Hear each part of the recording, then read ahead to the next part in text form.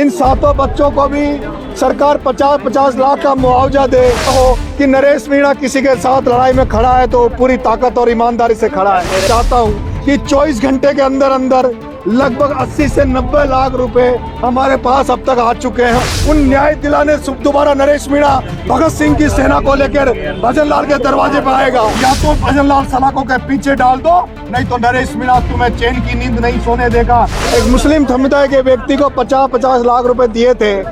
उसी तरह से ये जो पिपलोदी स्कूल हादसे में जो बच्चे मरे हैं, जो 4 बच्चे भील समाज के हैं, 2 बच्चे एससी समाज के हैं, 1 बच्चा लोधा समाज का है। इन 7 बच्चों को भी सरकार 50-50 लाख का मुआवजा दे, लेकिन मैं 15 दिन तक अनशन पे रहा। उसके बावजूद भी सरकार ने किसी तरह की संवेदनाएं व्यक्त नहीं की और ना ही मेरे से किसी तरह की वार्तालाप करने की कोशिश की।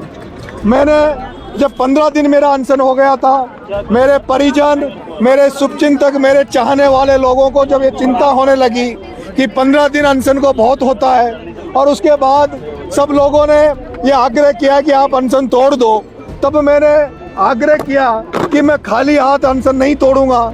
मैं या तो सरकार मेरी मांगे माने या फिर मैं कुछ इनको ऐसा देकर भेजूं ताकि ये विश्वास पैदा हो कि नरेश मीणा किसी के साथ लड़ाई में खड़ा है तो पूरी ताकत और ईमानदारी से खड़ा है। मैंने 24 घंटे में आह्वान किया था कि मेरे को इन परिवारों के लिए आर्थिक मदद की जरूरत है, और मैं आज सौभाग्यशाली हूँ। राजस्थान की जनता को धन्यवाद देना चाहता हूँ, राजस्थान के इस वीर भूमि के लोगों को धन्यवाद देना चाहता हूँ कि 24 घंटे के अंदर अंदर लगभग 80 से 90 लाख रुपए हमारे पास अब तक आ चुके हैं उन परियोजनों के लिए। कल एक भामाशाह माता दीन जी गुजर, जो गुजर समाज से आते हैं, उनको भी जब ये पता लगा कि नरेश मीणा मृत शैया पे पड़ा है, 15 दिन अनशन को हो गए, उन्हें जब इस बात की चिंता सताई तो उन्होंने भी कल आकर हमें कहा कि 51 लाख रुपए हम लोग भी आप अनशन तोड़ दो, 51 लाख रुपए हम भी देंगे। मैं एसएमएस हॉस्पिटल में भर्ती था। मेरे पास कई बड़े लोगों के ऑफर आए, कई चाहते थे कि मैं अनशन उनके हाथ से तोड़ूं, लेकिन उसी हॉस्पिटल में एसएमएस में एक ईमानदारी का प्रतीक राजनीति में आज अगर कोई सिद्धांतों की राजनीति के रूप में बचा हुआ व्यक्ति है तो भरत सिंह कुंदनपुर उसी एसएमएस में भर्ती थे। मेरे भरत सिंह जी कुंदनपुर ने भी कल मेरे से, जब मैं वहाँ हॉस्पिटल में उनसे 2 मिनट मिलने गया तो उन्होंने इमोशनल भावुक हो गए, रोने लग गए, हाथ जोड़ के मेरे से कहा, बेटे राजस्थान को तेरी जरूरत है, अनशन तोड़ ले। तब मैंने उनसे आश्वस्त कर दिया था कि हुक्म मैं कल अनशन तोड़ दूंगा। और आज मैंने आदरणीय राजेंद्र जी गुडा साहब, जो पहले दिन से झालावाड़ से जब से मूवमेंट चला तब से हमारे साथ खड़े थे, वो जो परिजन, जो पीड़ित परिजन है उनको लेकर, और जो माता दीन जी गुजर साहब जिन्होंने 51 लाख की मदद करी है उनको लेकर, और भरत सिंह जी कुंदनपुर साहब के नेतृत्व में हमने वहाँ जूस पिया है। और सांकेतिक रूप से इस जनता जनार्दन ने जो मेरे पे भरोसा करती है, विश्वास करती है, बिना बुलाए जब सब जगह ये इस लड़ाई को लड़ने के लिए तैयार रहती है। कल आपने देखा हुआ जयपुर में मैं एसएमएस में पढ़ा था, लेकिन एक केवल फेसबुक पे पोस्ट पर किस तरह से मशाल जुलूस इन्होंने उन बच्चों की संवेदनाओं को व्यक्त करते हुए उनको सच्ची श्रद्धांजलि देते हुए मशाल जुलूस भी इन्होंने निकाला था। इन तमाम राजस्थान के युवा साथियों को, लोगों को मैं धन्यवाद देना चाहता हूँ कि अगर आपका ये सहयोग बना रहा, जिस तरह आपने मेरे पे विश्वास जताया, मैं आपका कभी भी मान कम नहीं होने दूंगा। आप जिस भावना के साथ मेरे से जुड़े हो, उस भावना को कभी ठेस पहुंचने का काम मैं नहीं करने दूंगा। मैं ये भी भरोसा देता हूं कि सरकार ने 15 दिन अनशन में रहने के बावजूद भी हमारी तरफ कोई ध्यान नहीं दिया, ना हमारी मांगों की तरफ ध्यान नहीं दिया। लेकिन मैं आप सभी मीडिया साथियों से, मेरे लोगों से कहना चाहता हूं, नरेश मीणा खाली हाथ नहीं जा रहा। नरेश मीणा तो जनता के आग्रह पर, अपने शुभचिंतकों के आग्रह पर अनशन तोड़ा है, लोगों के आग्रह पर तोड़ा है। लेकिन नरेश मीणा दोबारा भजनलाल तेरे दरवाजे पे आएगा, लेकिन नरेश मीणा अब गांधी बनकर नहीं, अब नरेश मीणा दोबारा भगत सिंह बन के आएगा। नरेश मीणा लाखों लोग लेके आएगा, और जो अधूरा न्याय अभी समझौता का बचा हुआ है, अधूरा जो न्याय समझौता के साथ हुआ है, उस अधूरे न्याय को पूरा करवाने के लिए नरेश मीणा आएगा।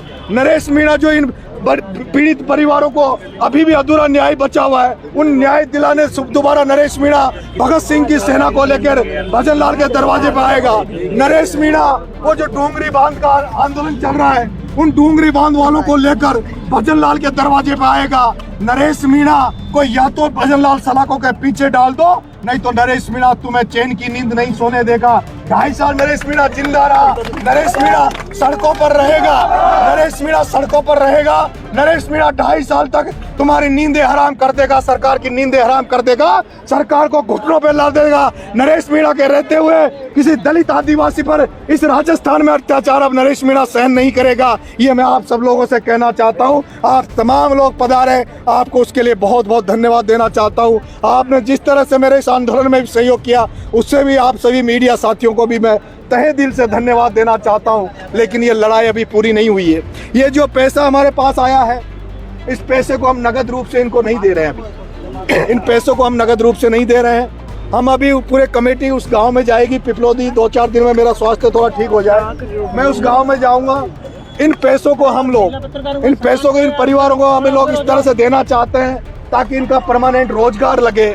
वहाँ जो लोग, क्योंकि ये आंदोलन केवल इन बच्चों को न्याय दिलाने के साथ साथ वहाँ की जनता में विश्वास पैदा करने का है। ये आंदोलन ऐसा था क्योंकि ये लोग भी उस समय यहाँ आने के लिए तैयार नहीं था। इन पे इतना दबाव रहता है। मैं जिस क्षेत्र से आता हूँ, हाड़ौती से, वहाँ इतना डर और खौफ की राजनीति की जाती है। वहाँ नेता नहीं बोलते, वहाँ बड़े बड़े एमएलए एमपी नहीं बोलते, तो आमजन क्या बोले। वो आमजन में विश्वास जताने का मेरा ये आंदोलन था। और मुझे विश्वास है, भरोसा है, राजस्थान की जनता जिस तरह से इन पीड़ित परिवारों के साथ आज खड़ी हुई है, वो हाड़ौती के उन दबे कुचले लोगों में विश्वास जताएगी। उनके अंदर ये विश्वास भरेगी कि हम लोग अगर खड़े होंगे तो लोग हमारी मदद करेंगे, हमारे साथ लड़ेंगे। इसलिए ये लड़ाई उस एरिया में जागृति की है। मैं मीडिया साथियों आपसे कहना चाहता हूँ कि उदयपुर बांसवाड़ा के आदिवासी भाइयों को टीएसपी का एक अलग से वो कोटा दे रखा है। 12 कोटा, 12 बूंदी झालावाड़ में भी एक किशनगंज साबाद एक विधानसभा है, वहाँ 2 तहसीलों में शहरिया समाज को टीएसपी का इन्होंने वो दे रखा है। मैं चाहूँगा कोटा, 12 बूंदी झालावाड़ में किशनगंज साबाद के अलावा भी जो शहरिया भाई हैं और जो भील समाज के भाई हैं जो एसटी में आते हैं, उन एसटी में आने वालों को भी सरकार टीएसपी में शामिल करे। क्योंकि इन कोटा, 12 बूंदी झालावाड़ एरिया में एक भी भील समाज का व्यक्ति आपको नौकरी में नहीं मिलेगा, सरकारी कर्मचारी नहीं मिलेगा। इसलिए मेरा ये मिशन लंबा है, मिशन केवल आज तक सीमित नहीं है। अब मैं यहाँ से जाने के बाद वहाँ गांव-गांव जाऊँगा, इनको जागृत करूँगा और मैं सामाजिक कार्य वहाँ करने का प्रयास मैं करूँगा और इनको जगाने का काम करूँगा। बहुत बहुत धन्यवाद। राम राम।